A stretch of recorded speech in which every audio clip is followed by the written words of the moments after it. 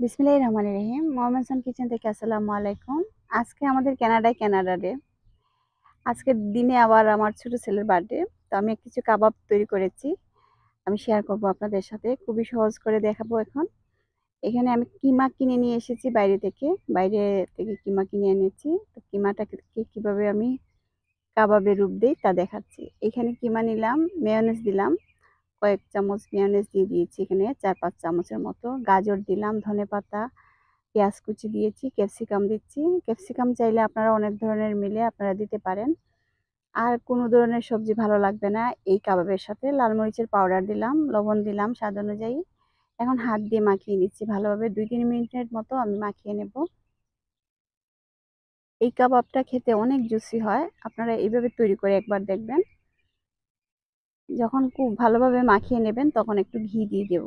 2 চামচের মতো ঘি দিয়েছি আমি। তখন কাবাবটা খেতে অনেক জুসি লাগবে। গরম মশলার মধ্যে আমি গোলমরিচের পাউডার দিচ্ছি, জিরা, গোলমরিচের পাউডার, দারচিনি, এলাচির পাউডার দিয়েছি। আবার ভালোভাবে মাখিয়ে নেব। এখন একটা তাওয়ার মধ্যে তেল ব্রাশ করে নিয়ে আমি অল্প অল্প করে সেঁকে নিচ্ছি। ভেজে নেওয়া না, সেঁকে নিচ্ছি।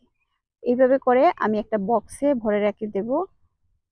বক্সে কিছু কাবাব ভরে রেখে দেব এবং কিছু আমি তেলের মধ্যে ভেজে নেব।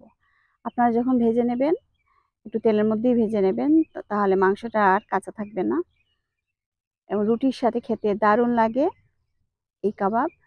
একটু সালাদ করে দেবেন এবং পোলাওর সাথেও ভালো লাগবে। ভালো থাকবেন সবাই। আল্লাহ হাফেজ।